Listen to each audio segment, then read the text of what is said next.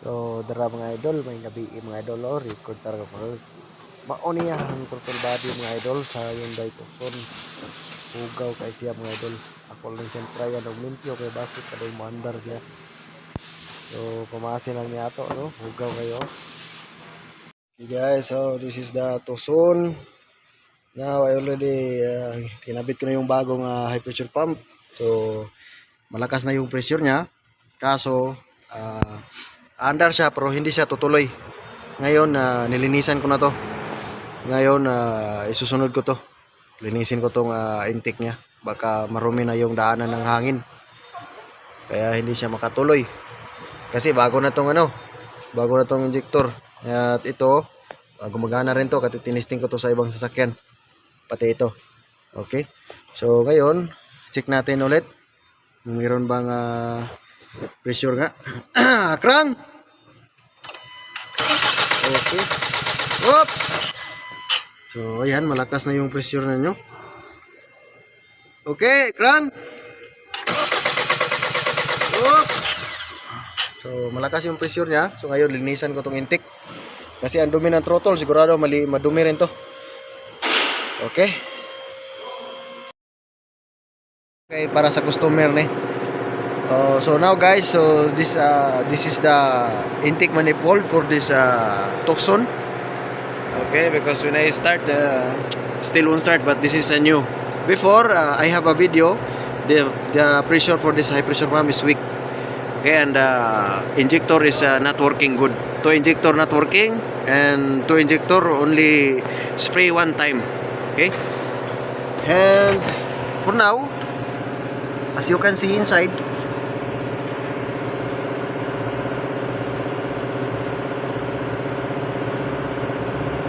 the valve, see, too much dirty, all. Okay, and see, this is the IGR, too much dirty, and this is the intake manifold. See, from this to inside. See,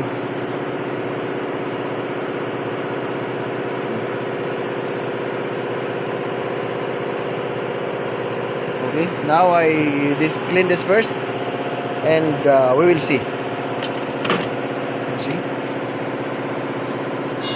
let's see at this side. See,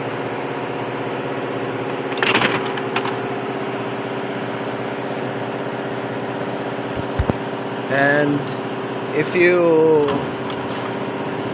see,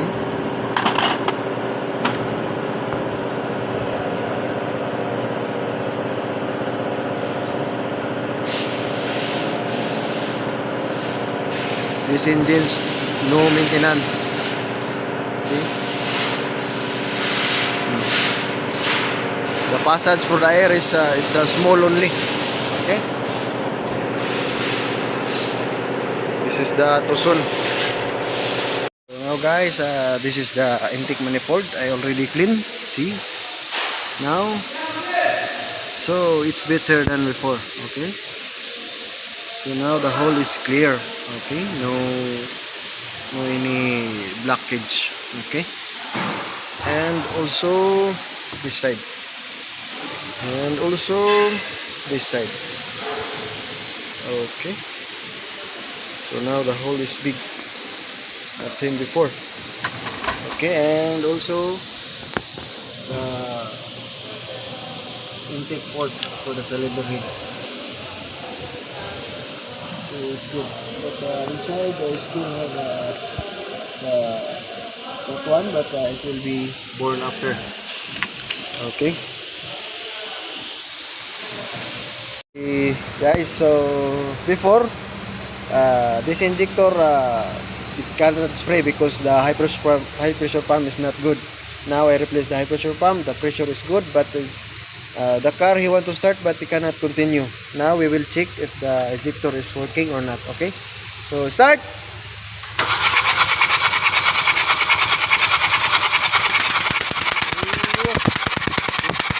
Start.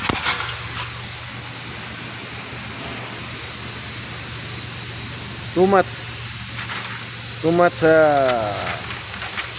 too much the pressure. The pressure for the injector is good. Now the pressure for the diesel is good, but we have another problem because it cannot be start continue. Start.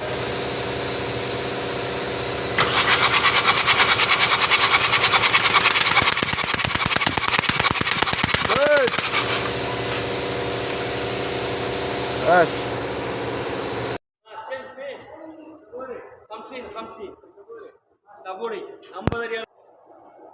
Start there.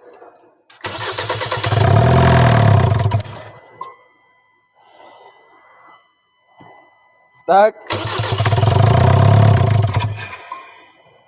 Diba? Start.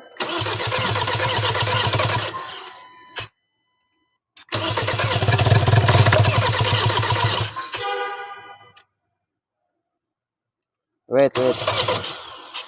Off, off.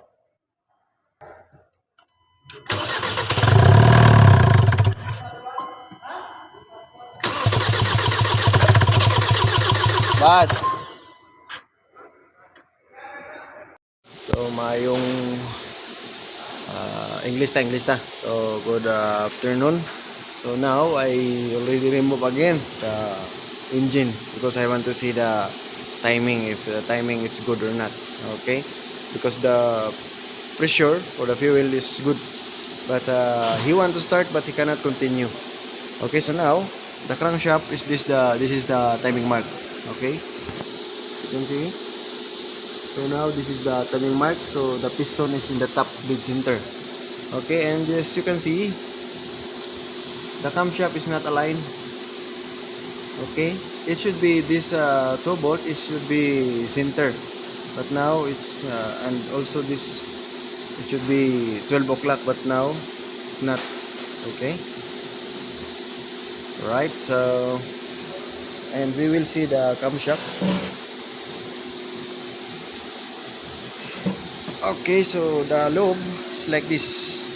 The one is up, the one is in the middle. Okay, slightly up.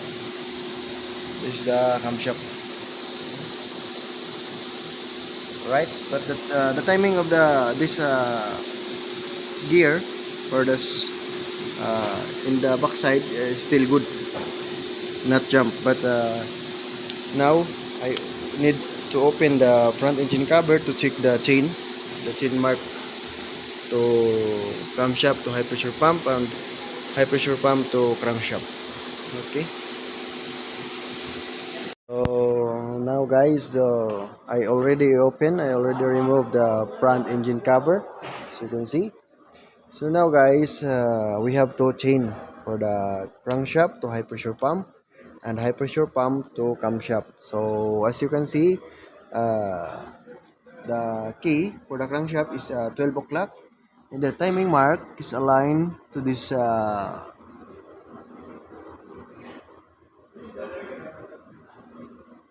is aligned to this portion for the main bearing cap end. Okay, so straight. You have that. You have marking and a line there. And the crankshaft key is 12 o'clock. And now, as you can see, the camshaft is not straight. Okay, so the correct position is like this. But now, not straight. And the dowel, it should be 12 o'clock, but now 11:30 like that. Okay, so now we have it's good. It is good because we have timing mark. This is the timing mark for the camshaft sprocket. Okay, this is, and we have a timing mark. We have two dot for the high pressure pump. We have first one, we have second one. But the good timing is the second one. Okay, so now I find out the camshaft chain to high pressure pump jump one teeth, not one teeth, half teeth. Okay, so how to know? Now we count this. This is the timing mark for the timing chain. We count from this start. 1, 2, 3, 4, 5, 6, 7, 8, 9, 10, 11, 12, 13, 14, 15, 16. So from this mark to this mark, you count 16. Okay. Now, this is the timing mark for the camshaft sprocket. If you fix the timing chain, it should be this mark is this side. Okay. So now we count from this side. Start 1, 2, 3, 4, 5, 6, 7, 8, 9, 10, 11, 12, 13, 14, 15, 16. So this is the side. This teeth is the 16. If you remember this mark from start from this mark to this, it should be 16. Now we count from this start from this marking. We count start from this to this side is 16. This side. So now the question, the timing is not aligned. This is the good timing mark dot for the high pressure pump. As you can see, this is in the middle, not in this chain, not in this teeth. It should be this pump, this dot, it should be here. Okay. Now, if you think this chain, if you align in this dot, so meaning the camshaft, we want to rotate. We want to fix one teeth. This side, it should be straight. Okay. So we find out this chain jump half teeth. Okay. So now we count from the camshaft to high pressure pump. As you can see, this is the colored, the chain mark. Okay. We count from start from this 1, 2, 3, 4, 5, 6, 7, 8, 9, 10, 11, 12, 13, 14, 15. Okay, we have another colored mark. So from this, start from this to this is 15. Okay, 15. So now we count in the crankshaft sprocket. We have a dot. It should be that. It should be this marking is like this, but now it is good, not this side. Okay, so we count. Start from this until you see the mark for the high pressure pump. Have white color mark. This side. Yes, this should be a line, right? This is a line, and also this side is a line. So now we count 1, 2, 3, 4, 5, 6, 7, 8, 9, 10, 11, 12, 13, 14, 15. Okay. So we start from the camshaft sprocket marking, high pressure pump sprocket to crankshaft is 15. And now the mark for the chain, start from this side to this side is 15. So it's meaning the crankshaft to high pressure pump is good. The problem from the camshaft to high pressure pump. Okay, it should be like this. Now this side is good. It's aligned to the dot. Okay, but in this side, the dot is in the end, not center. Okay, so we need to retiming this the camshaft. No need to touch the crankshaft, only the camshaft to high pressure pump. Okay, tomorrow is another day. Okay guys, so English at ha. So now this is the engine for HE. So the continue for our video. So now I replace the new timing chain, new tensioner, 2-piece, and 4-piece timing chain guide. Okay. So now I already set the timing. So this is the correct timing, not same before when I remove the camshaft and high pressure pump chain. It's jump half teeth. Okay. So now for the crankshaft, we will see the timing mark. So make sure the crankshaft key is in the 12 o'clock and the timing mark is the 9 o'clock. Okay. Okay, that mark for the sprocket, crankshaft sprocket, and the chain is aligned. Okay, and in the high pressure pump, you see that mark. Just have in the sprocket have that and align for this chain mark.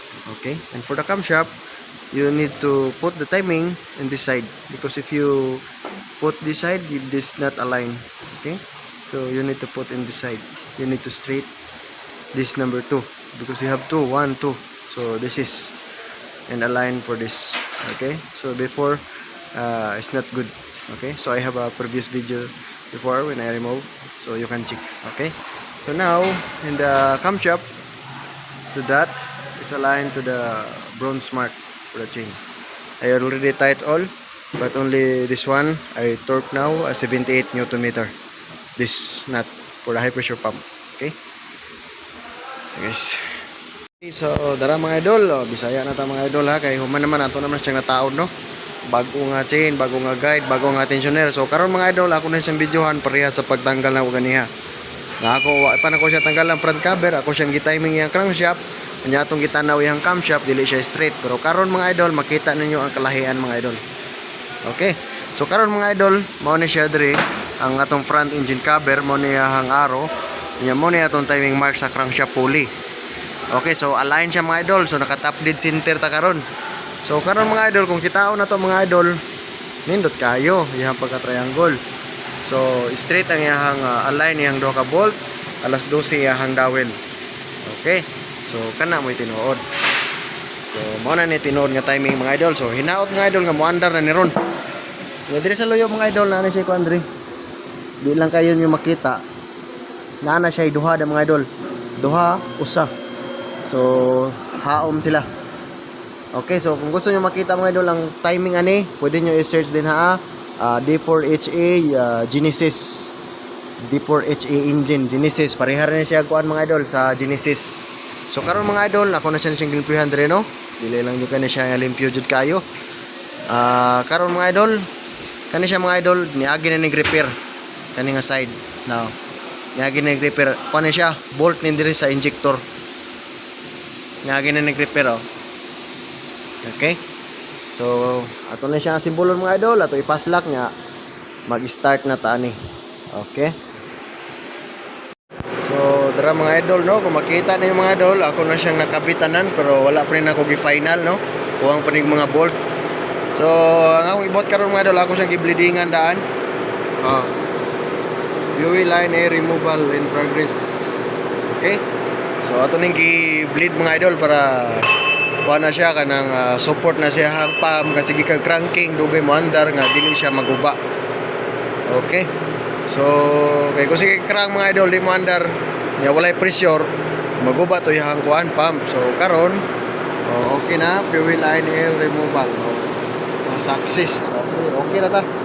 So karon mga idol ato na siyang paandaron. Okay, kita ta ko kauban mga idol nya wa man tay kauban. So kita na lang paandar diri. Option na to.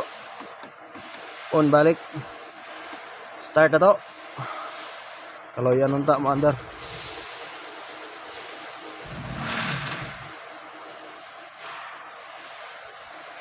Mau nunta to mga idol. Kulang pa gamay.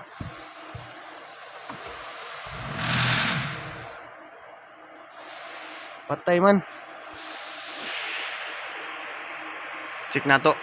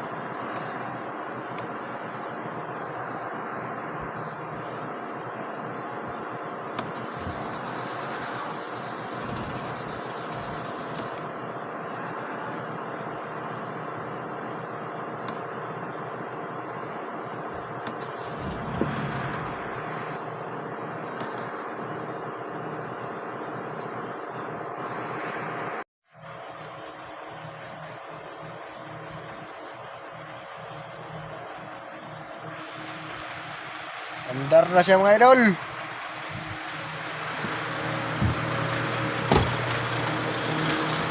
Dar siya pero aso kayo. Palyado pa yun. Akong gitangtang ang exhaust. Ang oxygen sensor akong gitangtang. Para mga idol, andar siya pero pati ngasuha. Oh. Barado na yang catalytic. Tantaraw exhaust siya, oh. Andar siya pero palyado.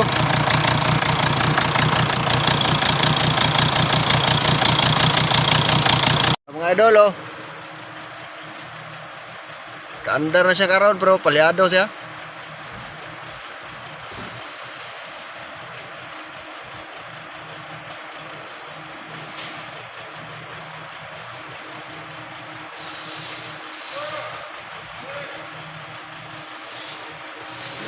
Oh, andar na siya mga idol.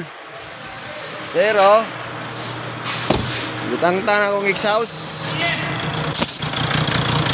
Kaya oh. Butang-tang akong kuwan. Butang-tang akong oxygen oh. Andar siya. So barado na yung kuwan. Exhaust. Tara mga idol no, andar na siya no. Marevolusyon sa nato. Pero palyado siya dito sa sulod, sa gawas. O diri mga idol no, ato na siyang gitis drive kaya ato nang gitanggal ang kuanan ni, ihang catalytic kay barado. So okay na siya, one click siya. Karon ako na siyang gitis drive. So ang problema mga idol kinoverheat. Saka na yang temperature oh.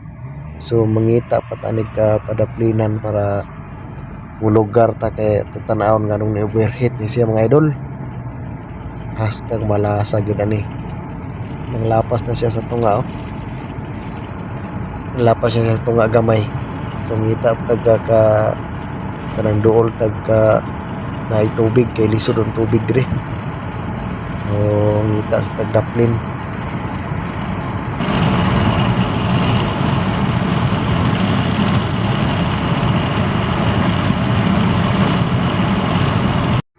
So dara mga idol kung makita niyo nagbukal-bukal siya no. So bot pasabot yung tingninita gyud na. So nahulbot din na yung hose mga idol sa reservoir. Nahulbot yung hose kanang hose diya sa loyo. So bukal siya paabotong na nito siya mga idol ka mo lurang-lurang na ihang kulo-kulo. Okay.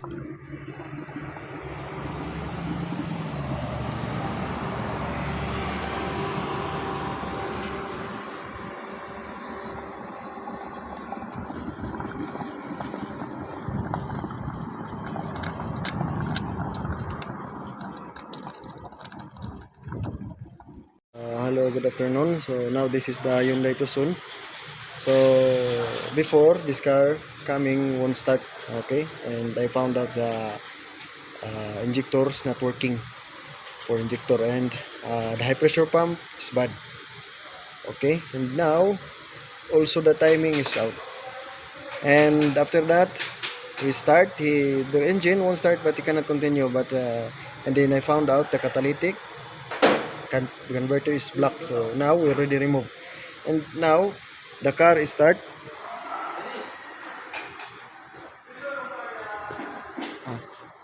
Started. Okay, so as you can see, we start, and see, but the problem have sound in the engine. Okay, accelerator sir. More.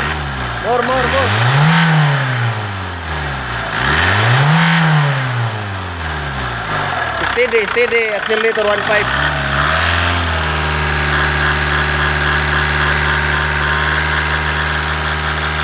What?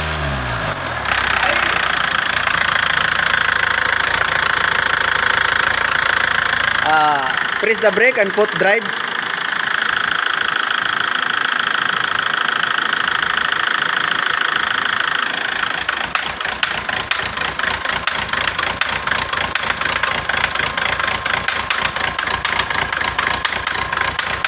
Taas. Reverse.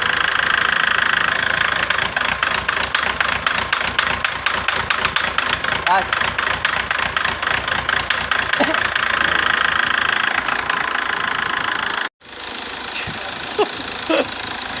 Assalamualaikum. Alhim. Now sir, the engine sir is stable. I replace the fuel rail pressure sensor.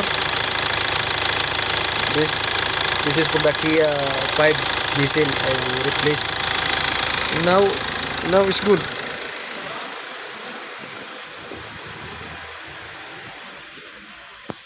See, air revolution.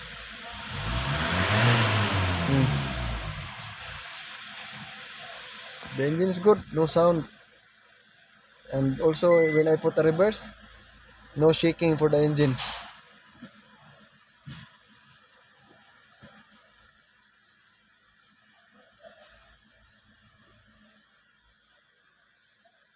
Now I try to test drive.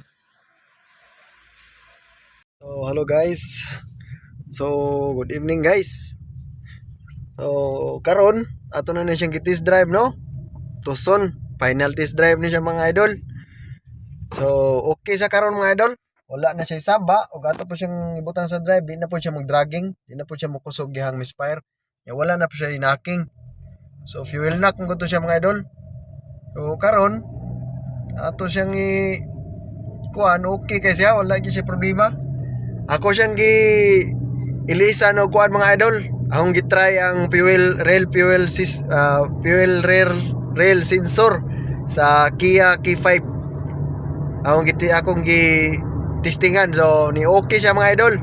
So ang atong daot mga idol, atong ihang fuel knock sa rail pressure sensor. Pero wala gyud siya code mga idol, wala gyud siya gibutang sa computer nga guba yang rail pressure sensor. Mo nang libog yung tag nga tong kota o kung unsay problema. Hapit ako ko naka-desisyon mga idol nga i-overhaul mga idol. Pero duda gyapon ko kay fuel knock man god. Kung dili pa fuel knock, posible gyud mechanical problem. Pero fuel knock man god. Nang maswertean sad nga Kia nga niabot. Mo to akong gitesting, so karon okay gid siya. So kayo mga idol, kusgan kayo. Bago ko pump, bago pag yun kuan, injector upat ka buok.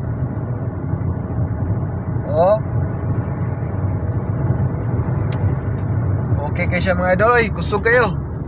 Uli na ko mga idol, kay ibalik ko ni sa K5 pa, orderan ko ni sa customer og sensor, rail pressure sensor. Okay. So ako lang na nang i-post niya, ikabot na ko dito sa shop. Ako kung videohan ng makina nga wala gid siya sapa. Idol, mao na niyang tukso, nabalik na ko dito sa shop no. So pandaro na to atong tanawon dire. Si start. So dra mga idol, kandar na siya no.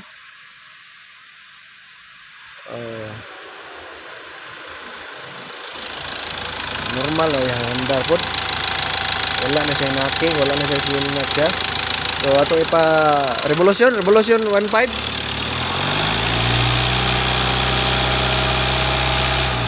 So okay kayo dyan no. So drive.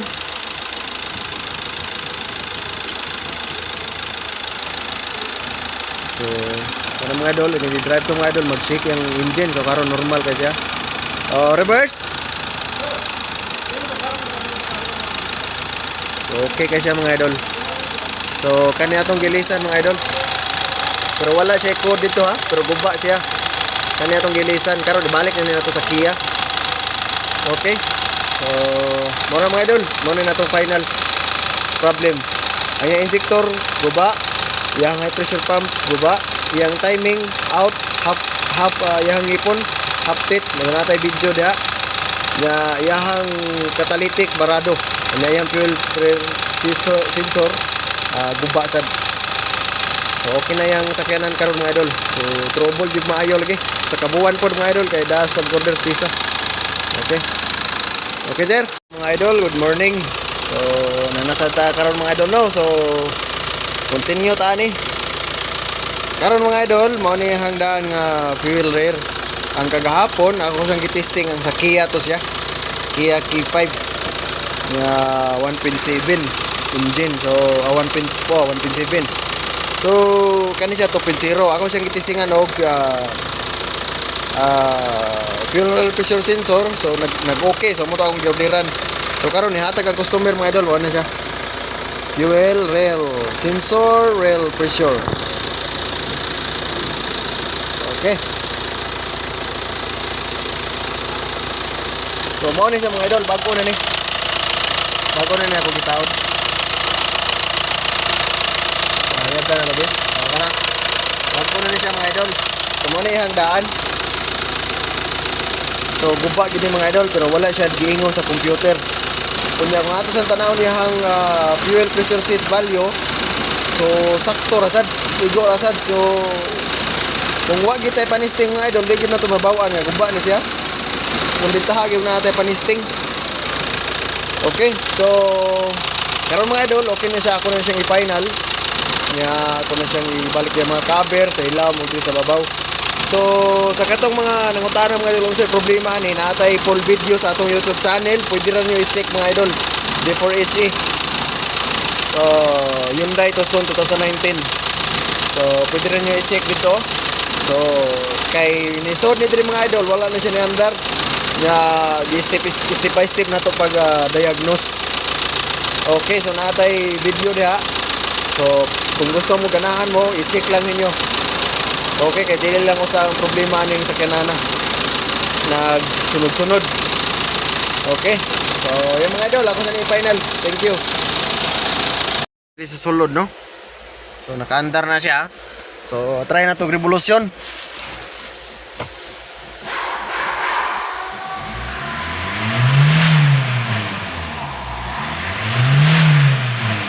Okay, goods. Okay dyan, yato i-reverse. Oh, dili na siya makorog. Drive.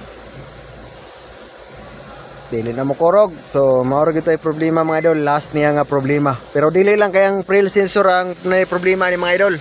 Kaya ang rail sensor na problema ni mga idol. Kaya pagsulod ani, wala gina siya ni andar. So, nagsunod-sunod yung problema. Atong gidiagnose, nagsagol ihang diesel o gasolina. Paghuman, injector. Problema ang duha dili mo function ang duha kausara mo spray. So palit ang injector. Maghapon mga idol di mo andar ang pressure pump niya mga idol, high pressure pump. Weak.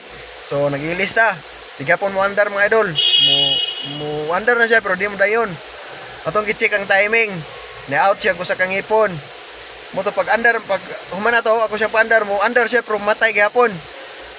Last na kong gibuhat, gitangtang na kong oxygen sensor. Nya akong gipandar, andar siya, aso kayo, daghan kay carbon, palyado. So, mo to mga idol, akong gitangtang ang ihang catalytic, gitangtang. So, one start, one click, andar na siya. Pero, munaking, fuel knock siya. So, mo to ang last, nagsensor. Pero kung gusto nyo makita mga idol, kung unsay symptoms na atay video diya mga idol, pwede ra na ninyo tanawon mga idol, D4HE 2019, Hyundai Tucson. Okay mga idol, so thank you so much mga idol. Thank you so much. So, tara mga idol, no? So, mao na itong ipangilisa, no? Nag-ilis na tag timing chain, kaya ihang usa ka timing guide ni mga idol na siya crack.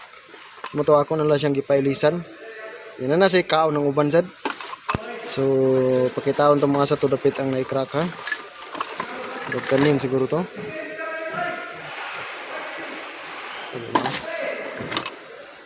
Oh. Ano siya crack mga idol, oh. So, yan na siya kaunsad. Nya muna ako na lang gilisan largo.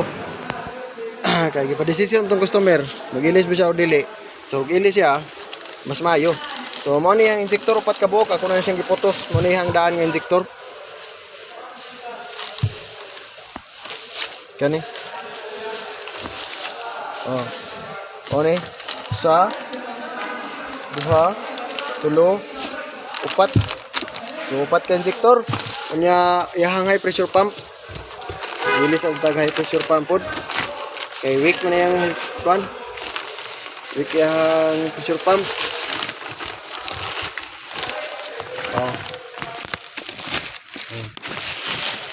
na ako habaon mayo na. Muna siya. Ya nag-change oil ta. 4 ka litro. 8 ka litro. Ya filter mo ni dre. Akong gisorb filter yan daan. Okay. So, dara mga idol no. So, naay nag-request din ng Tagalog nita. Para ko na masabtan sa kadaghanan. So, ayan mga idol, ito yung Hyundai mga idol, final test drive natin ngayon. Okay, so na-solve rin yung problema mga idol. Tapos hindi natin yun magagawa kung wala tayong gabay.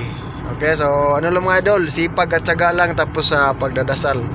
Una yung pagdasal, tulungan sa trouble. Tapos ayun, gagawa ka ng mga paraan. Okay, so ayan mga idol, no? So ito ano na, okay na siya ngayon, no? Final test drive na to. So bago na tong fuel rail pressure sensor. Okay. So ikot-ikot ko lang to mga idol kasi medyo hard start pa siya kasi tinanggal natin yung fuel line. Okay. So pagkatapos mag-okay rin to. Pero wala mga idol, wala na siyang ingay, wala na siyang fuel knock. So thank you so much. Thank you so much. Alam niyo na mga idol sa ating taas. Okay. So yan. Ikot-ikot lang tayo ngayon. Okay na to mga idol. Lakas.